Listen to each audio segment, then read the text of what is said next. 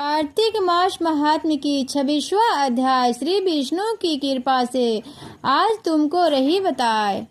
जय श्री हरि विष्णु। जय सनातनी में आप सबका एक बार फिर से हार्दिक स्वागत है। तो आज हम फिर इस अंग में जुड़ते हैं कार्तिक मास महात्म्य कथा अध्याय 26 से। आइए आज हम श्रवण करते हैं कार्तिक मास महात्म्य कथा अध्याय 26। अगर आपने इस चैनल को सब्सक्राइब नहीं किया है तो प्लीज सब्सक्राइब कर लें और कथा पसंद आए तो लाइक भी कर दें। नारद जी बोले, इस प्रकार विष्णु पार्षदों के वचन सुनकर धर्मदत्त ने कहा, प्रायः सभी मनुष्य भक्तों का कष्ट दूर करने वाले श्री विष्णु की यज्ञ, दान, व्रत, तीर्थ सेवन तथा तपस्याओं के द्वारा विधि पूर्वक आराधना करते हैं। उन समस्त साधनों में कौन सा ऐसा साधन है जो भगवान विष्णु की प्रसन्नता को बढ़ाने वाला है तथा उनके समीप की प्राप्ति होती है। दोनों पार्षदों अपने पूर्व जन्म की कथा कहने लगे। हे द्विज श्रेष्ठ, आपका प्रश्न बड़ा श्रेष्ठ है। आज हम आपको भगवान विष्णु को शीघ्र प्रसन्न करने का उपाय बताते हैं। हम इतिहास सहित प्राचीन वृतांत बताते हैं। सावधानी पूर्वक सुनो। ब्राह्मण पहले कांचीपुरी में चोल नामक एक चक्रवर्ती राजा हो गए हैं। उन्हीं के नाम पर उनके अधीन रहते हैं। के अधीन रहने वाले देश चोल नाम से विख्यात हुए। राजा चोल जब इस भूमंडल का शासन करते थे उस समय उनके राज में कोई भी मनुष्य दरिद्र, दुखी, पापी अथवा रोगी नहीं था। एक समय की बात है, राजा चोल अनंत शयन नामक तीर्थ में गए। वहां जगदीश्वर भगवान विष्णु ने योग निद्रा का आश्रय लेकर शयन किया था।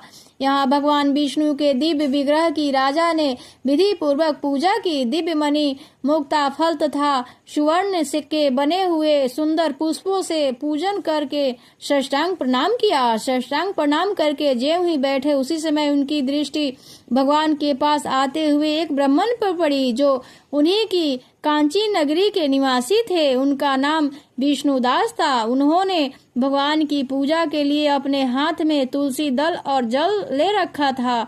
निकट आने पर उन ब्राह्मण ने विष्णु सूक्त का पाठ करते हुए देवाधिदेव भगवान को स्नान कराया और तुलसी की मंजरी तथा फलों पत्तों से उनकी विधि पूर्वक पूजा की। राजा चोल ने जो पहले रत्नों से भगवान की पूजा की थी वह सब तुलसी पूजा से ढक गई। यह देखकर राजा कुपित हो गए। बोले, विष्णुदास, मैंने मणियों तथा सुवर्णों से भगवान की जो पूजा की थी वह कितनी शोभा पा रही थी। तुमने तुलसी दल चढ़ाकर उसे ढक दिया। बताओ ऐसा क्यों किया? मुझे तो ऐसा जान पड़ता है कि तुम दरिद्र और गंवार हो, भगवान विष्णु की भक्ति को बिल्कुल नहीं जानते। राजा की यह बात सुनकर द्विज श्रेष्ठ विष्णुदास ने कहा, राजन, आपको भक्ति का कुछ पता नहीं है। केवल राजलक्ष्मी के कारण आप घमंड कर रहे हैं। बताइए, जो आज से पहले आपने कितने वैष्णव व्रतों का पालन किया है? तब नृप श्रेष्ठ चोल ने हंसते हुए कहा, तुम तो दरिद्र और निर्धन हो। तुम्हारी भगवान विष्णु की भक्ति ही कितनी है। तुमने भगवान विष्णु को संतुष्ट करने वाला कोई भी यज्ञ और दान आदि नहीं किया है और न पहले कभी कोई देव मंदिर ही बनवाया है। इतने पर भी तुम्हें अपनी भक्ति पर इतना गर्व है। वे प्रतिदिन चलते फिरते और सोते हर समय भगवान विष्णु का स्मरण किया करते थे। उनकी दृष्टि सर्वत्र सम हो गई।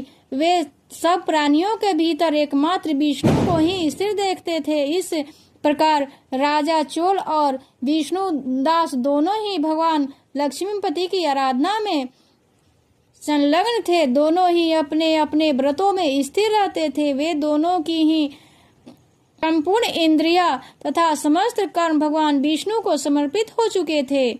इस अवस्था में उन दोनों ने दीर्घ काल व्यतीत किया। इस तरह से 26वां अध्याय संपूर्ण हुआ। अगला एपिसोड 27वां अध्याय कल सुबह 9 बजे अवश्य श्रवण करें। जय श्री हरि विष्णु। इसी के साथ हम अपनी वाणी को विराम देते हैं।